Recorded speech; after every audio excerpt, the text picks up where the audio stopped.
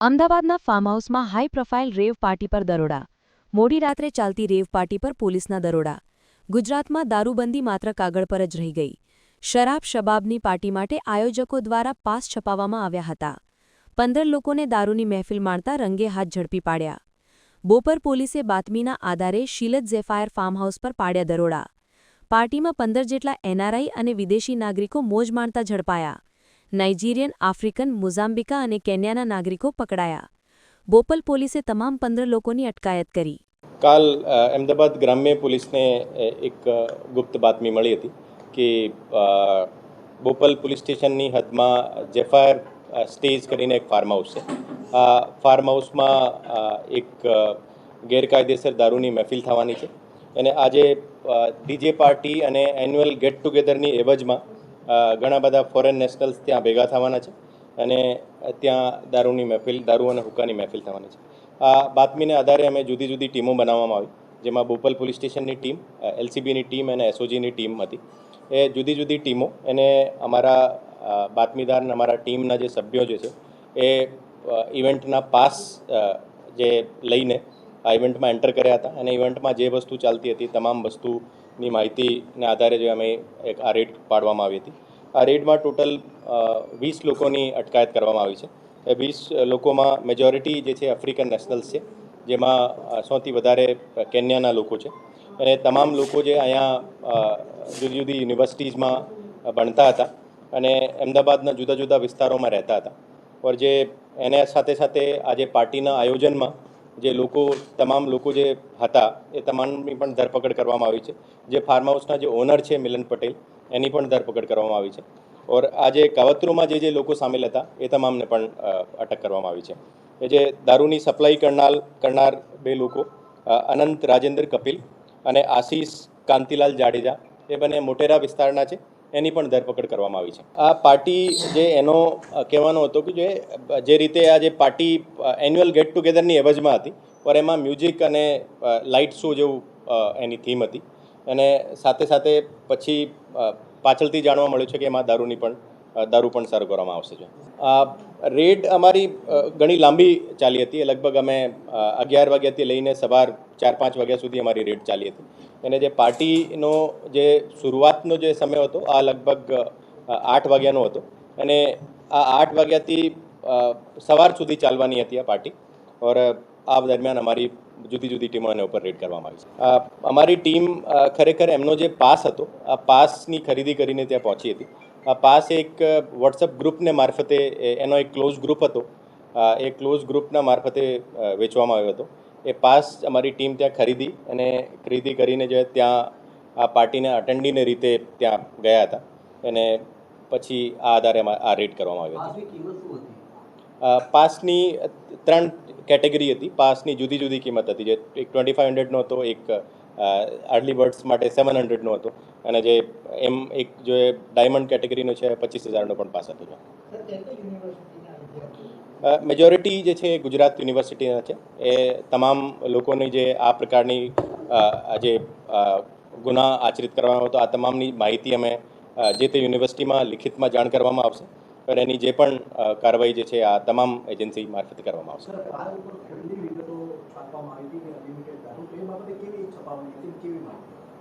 આજે પાસમાં કઈ રીતે અને કઈ જગ્યાથી આજે પાસ છપાવ્યા હતા યા કોનાથી એ ડિજિટલી જે ક્રિએટ કરાવવામાં હતા, એની પણ તમામ પ્રકારની માહિતી ભેગી કરવામાં આવશે ઓર એમાં પણ જે લોકો સામેલ હતા એની પણ અટકાયત કરવામાં આવશે. એમાં પ્રોહિબિશન એક્ટની જુદી જુદી કલમો હેઠળ ગુનો નોંધાયેલો હોય અને સાથે સાથે કાવતરોનો પણ જે કલમ લગાવવામાં આવી છે. જગ્યાઓ પર લગભગ 70 to 80 લોકો હતા ઓર અમારી ટીમ જ્યારે પહોંચી હતી તે વખતે અમે બધા બ્રેથ એનાલાઇઝરને એને સાથે હતા ઓર એ જેમાં આજે બ્રેથ એનાલાઇઝર મેં પોઝિટિવ આવ્યો હતો એ તમામની મેડિકલ કરીને એ લગભગ 15 લોકો જો એ પીધેલી હાલતમાં હતા, એ 15ની અટકાયત કરી છે.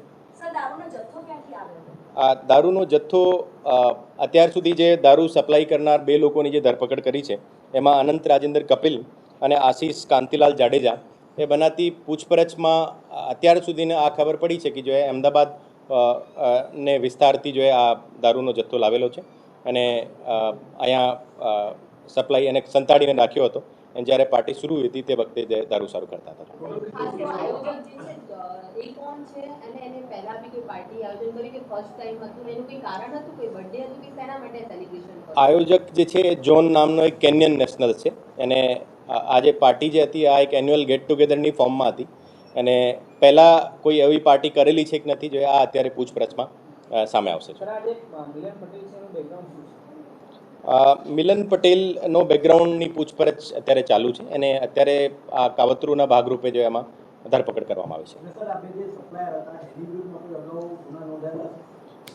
એની અત્યારે જો એ તપાસ ચાલુ છે અને એને વિરુદ્ધ કોઈ ગુના નોંધાયેલા છે યા ક્યાંથી લાવેલે છે, એને ઉપરની કડીમાં કોણ સામેલ છે એ તમામને ઉપર કાર્યવાહી કરવામાં આવશે.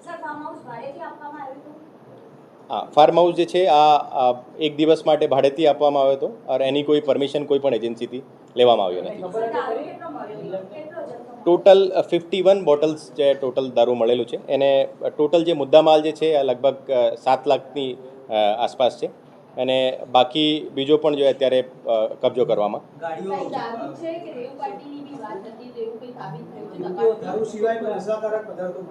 અત્યાર સુધી અમારી જે ટોટલ સર્ચમાં કોઈ પણ નશાકારક પદાર્થ મળેલો નથી, પણ જે હુક્કા જે છે હુક્કાનો કન્ટેન્ટ જે અત્યારે એફએસએલમાં મોકલવામાં આવે છે એમાં કોઈ ડ્રગ્સ હોય તો જો એની એફએસએલની રિપોર્ટના આધારે જો એનડીપીએસમાં પણ ગુનો દાખલ કરવામાં આવશે. એમાં જે 15 લોકો હતા એ 15 લોકો ખરેખર પીધેલી હાલતમાં હતા અને પાર્ટી જ્યારે લગભગ શરૂ થઈ જ હતી તે વખતે અમારી ટીમ પહોંચી ગઈ હતી और એને કારણે જે પોઝિટિવ રિપોર્ટ જેમની આવી હતી બ્રેથ એનાલાઇઝર અને મેડિકલમાં એમની ધરપકડ કરવામાં આવી છે और એને સાથે સાથે આ પાર્ટીના આયોજનમાં જે લોકો સામેલ હતા એને વિરુદ્ધ પણ કાર્યવાહી કરવામાં આવી છે. એની પણ જે અત્યારે એવા આ તપાસનો વિષય છે અને એને ખબર હોય કે જો ત્યાં દારૂ સારું થવાનો છે એને તેમ પહોંચ્યા હોય તો જો એને વિરુદ્ધ પણ કાર્યવાહી કરવામાં આવશે. એ તમામને આરોપીમાં લેવામાં આવશે.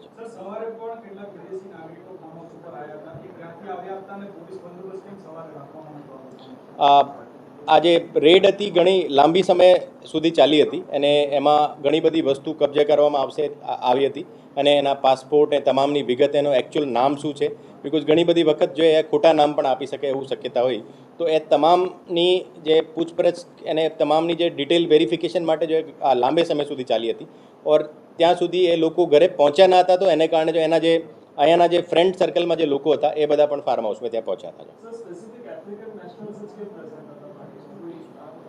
આજે ગેટ ટુગેધર હતી આ આફ્રિકન નેશનલ્સની ગેટ ટુગેધર હતી અને જેમાં કેન્યા, મોજામ્બિક, મેડાગાસ્કર, કોમોરોસ એ પ્રકારના એને 2-3 ઓર કન્ટ્રીઝના જે લોકો અહીંયા હતા અને ખરેખર આ આફ્રિકન નેશનલ્સની ગેટ ટુગેધર હતી એને કારણે જો એમાં આફ્રિકન નેશનલ્સની ધરપકડ કરવામાં આવી છે. અમે જેટલું વહેલો કરી શકે જો એમાં તપાસમાં તમામ જે આ ઉપરની જે કડીમાં કોણ લોકો સામેલ હતા એને ખરેખર જથ્થો ક્યાંથી આવ્યો હતો આ વહેલામાં વહેલા એમની તપાસ કરીને જો એને મૂળ સુધી પહોંચી છે.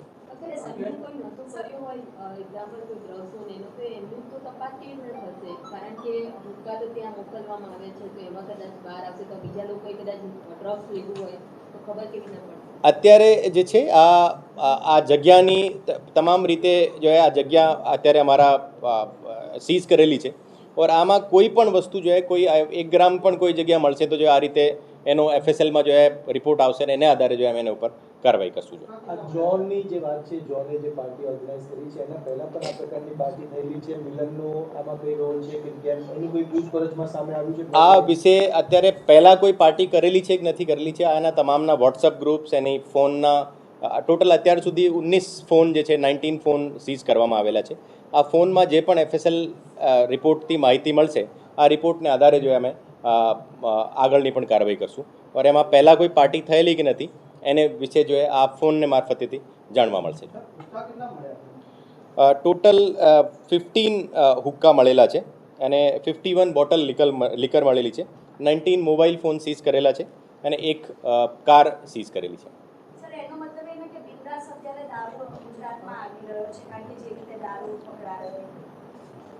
બેન એમાં જે છે ખરેખર જે રીતે અમે ચોક્કસ રીતે પાર્ટી ચાલુ થયા પહેલી અને ખરેખર જે રીતે અમે કાર્યવાહી કરી છે આ આધારે કહી શકાય જોઈએ કે ગુજરાત પોલીસ આ મામલે બહુ સતર્ક છે અને આ કોઈ પણ પ્રકારની ગેરકાયદેસર પ્રવૃત્તિ ને રોકવા માટે સક્ષમ છે અને કાર્યરત પણ છે.